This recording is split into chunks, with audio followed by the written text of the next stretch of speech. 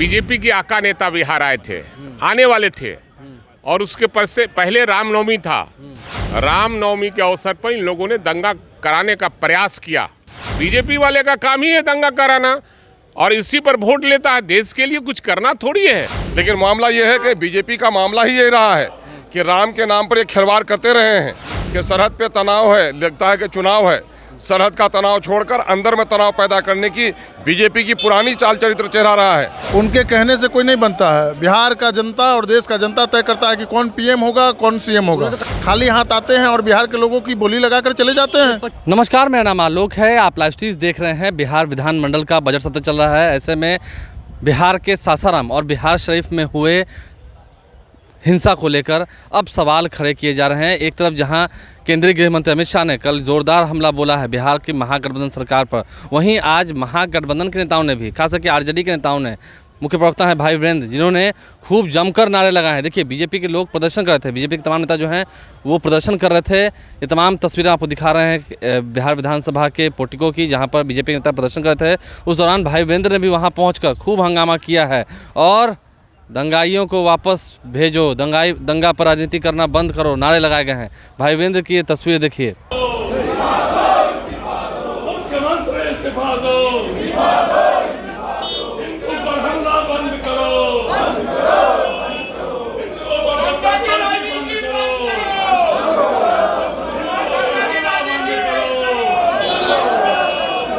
तो भाई वीरेंद्र ने कैसे प्रदर्शन किया है, हालांकि भाई वीरेंद्र आरजेडी के मुख्य प्रवक्ता हैं, क्या कुछ कह रहे हैं। इसके साथ ही साथ एआईएमआईएम के नेता अख्तरुल ईमान और मुकेश रोशन जो कि आरजेडी के विधायक हैं, सभी क्या कह रहे हैं, जरा सुनिए। बीजेपी के आका नेता बिहार आए थे, आने वाले थे और उसके पहले रामनवमी था। रामनवमी के अवसर पर इन लोगों ने दंगा कराने का प्रयास किया, लेकिन जनता वहां खड़ी होकर, लोगों ने प्रयास किया, बीजेपी वाले लोग और कौन करा रहे थे। बीजेपी वाले का काम ही है दंगा कराना और इसी पर वोट लेता है। देश के लिए कुछ करना थोड़ी है। ये तो देश की गाढ़ी कमाई का पैसा अडानी अंबानी के यहाँ जमा कर रहे हैं और वही पैसा चुनाव में खर्चा करते हैं लोग। तो कल कह रहे थे कि बिहार जल रहा है, कितनी अफसोस आप की ये बात है, सरकार क्या कर रही है? अरे देश जल रहा है। देश में बेरोजगारों को रोजगार नहीं मिल रहा, देश में महंगाई चरम सीमा पर है, उस पर इनका ध्यान नहीं है। सिर्फ और सिर्फ सत्ता पाने के लिए अपना काम करते हैं, यहाँ सत्ता मिलने वाली नहीं है। ये आएगी तो उल्टा लटका के सीधा कर देंगे। 24 में बिहार में 40 सीट में 40 सीटें महागठबंधन को जाएगा और एक भी सीट दांत खोदने के लिए भी एनडीए को नहीं जाएगा। कहा कि बीजेपी की सरकार जब आएगी तो इन लोगों को उल्टा लटका के सीधा कर देंगे। जो लोग तड़ी पार होते हैं उनकी भाषा यही होती है, उनसे उम्मीद क्या किया जा सकता है। ये जांच की मांग की जा रही है। अरे जांच, जब बिहार सरकार से जांच नहीं हो पाएगा तब ना कोई अगली एजेंसी जांच करेंगे। तो तभी तो लॉ एंड ऑर्डर बिगड़ा। मुस्तैदी से लगी हुई है माननीय मुख्यमंत्री नीतीश कुमार और तेजस्वी यादव के नेतृत्व में बिहार आगे बढ़ रहा है, इसलिए जलन हो रहा है। जब जब तेजस्वी यादव उप मुख्यमंत्री होते हैं इन लोग को जलन होने लगता है और दूसरा स्लोगन देने लगता है। ये लोग को गड़ता है, ये अच्छा नहीं लगता है। इस बार बिहार से विदाई है और देश से भी विदाई है, इसलिए लोग अकबका कर कुछ बोल रहे हैं। अंतिम सवाल है, उन्होंने कहा है कि ना नीतीश जी पीएम बनने वाले हैं और चिंता मत कीजिए लालू जी, वो तेजस्वी कोनो देश के भविष्यवक्ता हैं क्या? वो भविष्यवक्ता है। अगर भविष्यवक्ता रहते तो तरी पार नहीं होते और तरी पार नहीं कहा जाता और तरी पार सरकार नहीं करती। जब 31 तारीख को नालंदा में दुकानें जला दी गई, मस्जिदों को तोड़ा गया, मदरसे जलाए गए, कुतुबखाने जलाए गए, मॉल को लूटा गया, तो फिर 1 तारीख को इसकी पुनरावृत्ति क्यों हो गई? राज सिंह ने भी कहा कि हम उनके ताजिया पर ढेला फेंकते हैं कि वो हमारे क्या ढेला फेंकते हैं। यकीनन है कि हमारा कोई आदमी ऐसा काम नहीं कर सकता। यही गिरिराज जब किशनगंज जाते हैं तो उसको नजर आता है मंदिर मस्जिद के मीनारे नजर आते हैं तो उसको पाकिस्तान नजर आता है। ऐसे लोगों की बात मत कीजिए। मुझे बीजेपी के लोगों से कुछ नहीं कहना है, उनका वो धंधा पानी ही है।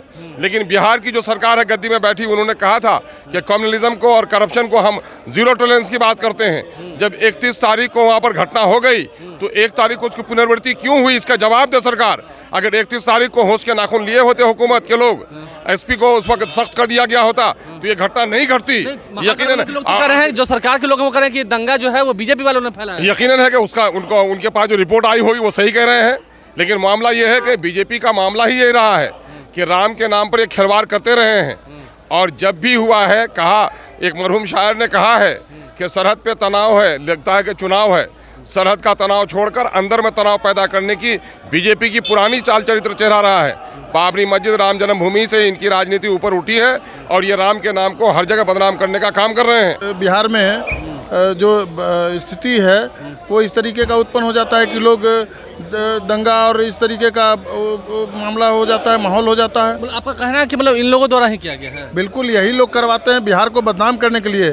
जब जब ये लोग बिहार आते हैं तो कभी देखे तो याद होगा कि 2013 में कभी बम विस्फोट करा दिया जाता है, बम विस्फोट करवा दिया जाता है, कभी कुछ करवा देते हैं, कभी कुछ करवा देते हैं। ये लोग पूरे बिहार को बदनाम करने की साजिश रच रहे हैं लोग। तो उन्होंने कहा है कि ना नीतीश जी पीएम बनने वाले हैं, ना तेजस्वी यादव को सीएम बनने देंगे, घबराइए मत। उनके कहने से कोई नहीं बनता है। बिहार का जनता और देश का जनता तय करता है कि कौन पीएम होगा, कौन सीएम होगा। उन्होंने तो कहा है कि 24 में फिर प्रधानमंत्री बनेंगे मोदी जी। अरे कैसे बनेंगे भाई?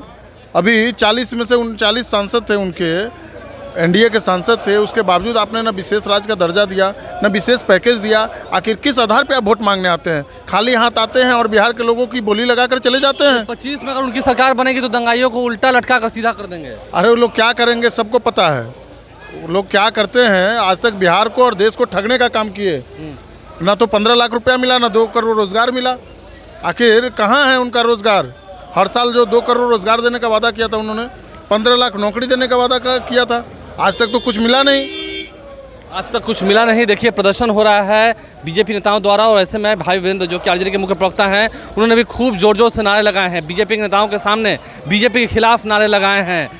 आपने सुना है, आप लाइव से बन रहे हैं। आरजेडी नेताओं का प्रदर्शन जो है वो जारी है। हमारे चैनल को सब्सक्राइब कर लें, साथ साथ फेसबुक पेज भी लाइक करें। धन्यवाद।